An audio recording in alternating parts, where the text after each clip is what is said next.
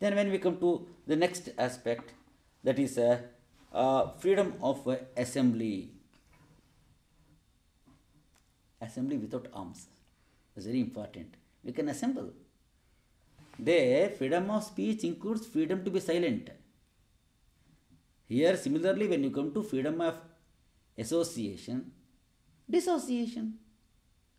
You can be a member of an association or you can go out. Nobody can compel you to become a member of a political party or some association or some trade union. Of course, anyway, the state has got the powers to put reasonable restrictions on the ground of a sovereignty and integrity of India, public order.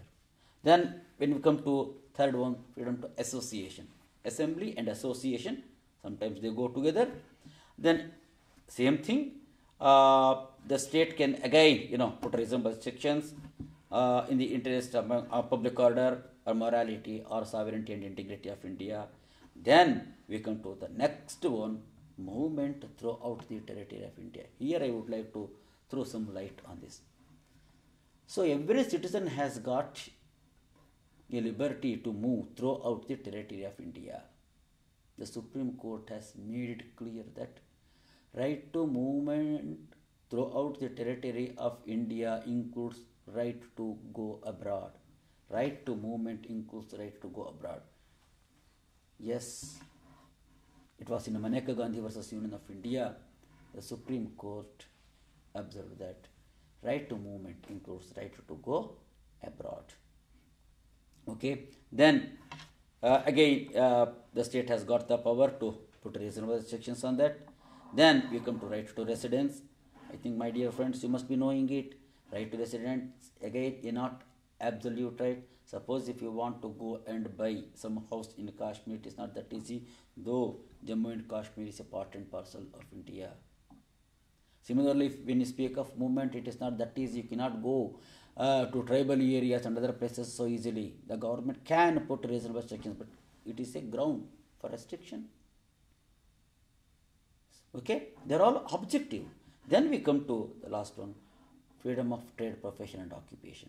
Any person can take up any trade, profession and occupation. Again, the state has got the power to put restrictions on this. For example, I tell you, profession, any profession you can take up. Say, you can become a doctor, you can become a chartered accountant, or you can become an advocate. But on the other hand, please look, the state has got the power to put the qualifications. Unless you are a law graduate from a recognized university, no, duly recognized by Bar Council of India, you cannot practice. Similarly, unless you are a medicine graduate, duly recognized by in a medical council, you cannot. Chartered accountant, yes. Even to open one medical store, what we call drug center, Davakhana, not Davakhana, it is Dispensary. Not dispensary, where the medicine is sold. Medical store. Yes, medical store only. Medical store only. For that also you need to have a license. Chemist and druggist. To do that, they should have some minimum qualification, like some diploma course in some qualification is there prescribed. D pharmacy. Otherwise they don't give. They are all purposive. Anyway, if you interpret it as a reasonable restriction, yes, it is a restriction. Again, it is done in the interest of society. Similarly, some professions they discourage. In Mangala versus Maharashtra, it appears. The prostitutes argued that this is the only profession I know through which I can earn my food. But Supreme Court says that is not a profession covered under the Constitution of India. That is not possible. Similarly, when I think it is Bihar government passed some enactment prohibiting the cow slaughtering and other things, Hanif Qureshi challenged that. It is going to affect my right to trade, profession and occupation. For that also Supreme Court has clearly said that they are all subject to restrictions. No absolute right is there. Then we shall pass on to the next aspect, right to personal liberty, right to life and other aspects.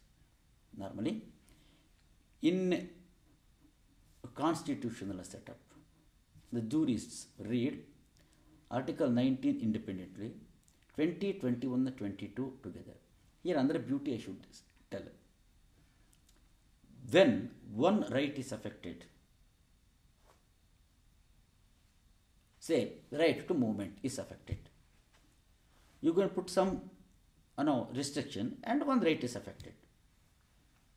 Can he argue in the court of law that, sir, you should read all fundamental rights together as a code and look at the effect of Article 14, 19, 21 and other related articles?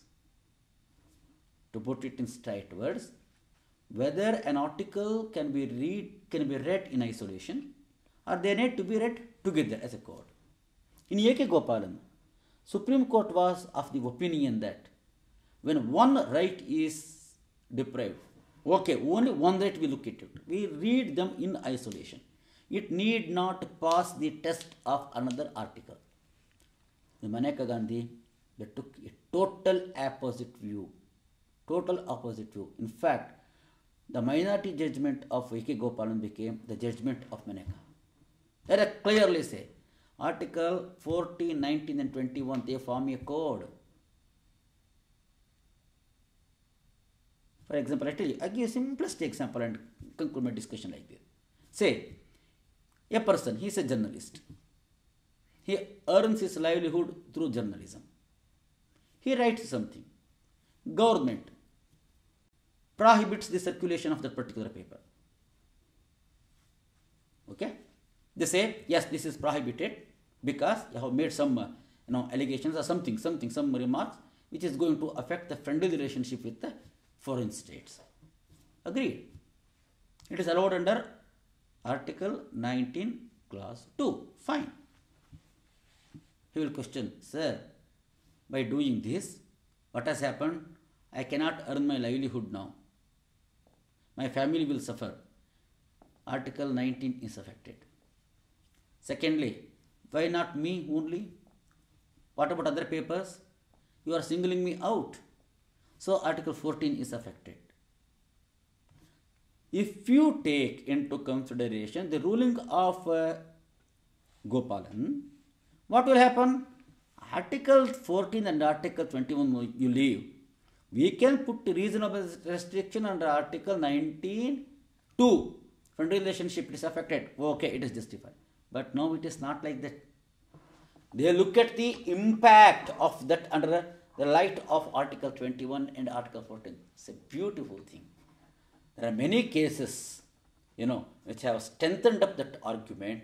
Today, it is not that easy to touch any part of the fundamental right because it shall pass the test of all these articles. Look the sanctity of rights. Look the sanctity of liberty. Look the limitations put on the powers of the state. Now, if you come to Article 20, Article 20 speaks of three very important, rights. They are, number one, against retrospective acts, legislations. What we technically call that, right against ex post facto laws. And second one on double jeopardy. No person shall be punished twice for the same offense. Okay? Punished includes not to be prosecuted also. Okay? And third one, right against the self-incrimination. And to say, a person shall not be compelled to be witness against his own interest.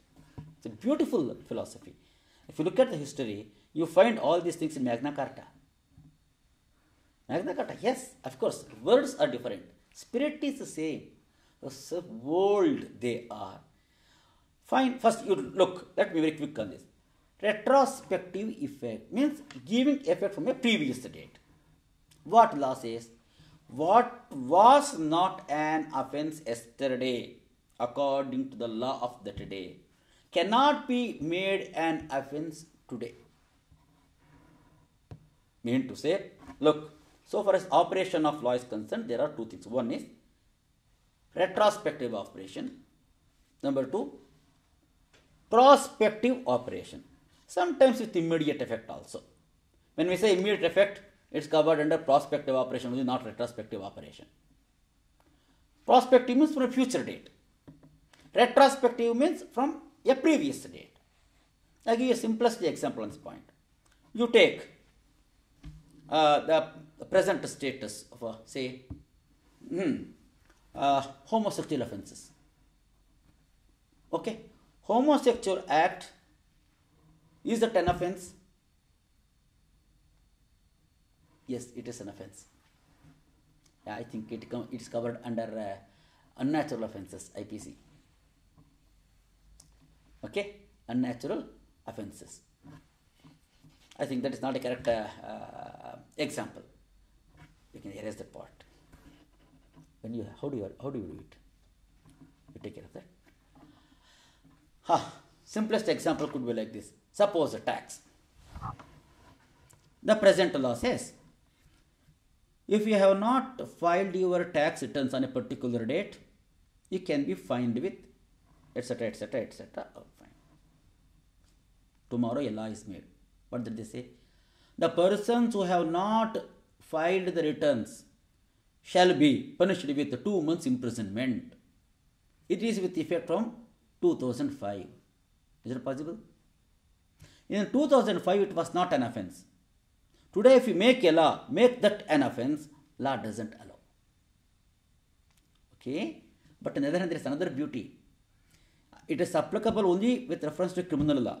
So far as the civil law is concerned, you can give retrospective effect. Secondly, in criminal law also you can go for a retrospective effect, provided it is going to benefit them.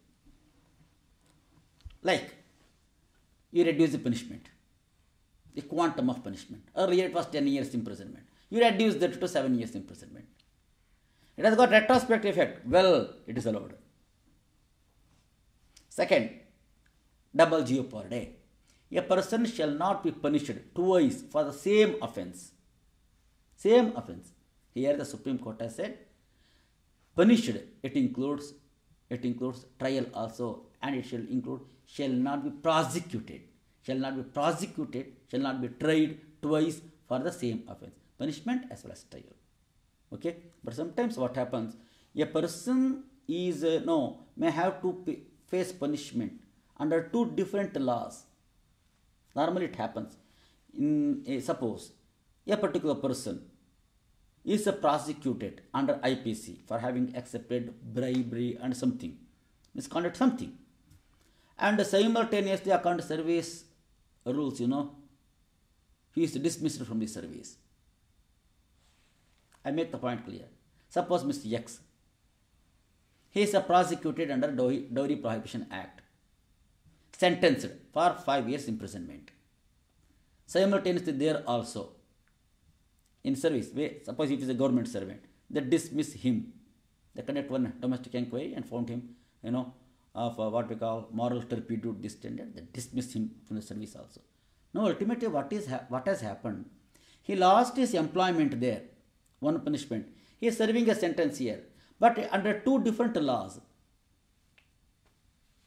It is a natural consequence. It is allowed. Okay?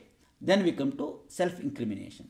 A person shall not be compelled to be a witness, against himself. Here it is a protection given to obtain some evidence forcibly. However, some specimen like blood, hair, semen, these samples are signature, print, fingerprints, they can be collected. They can be collected. It is allowed under this law. Okay?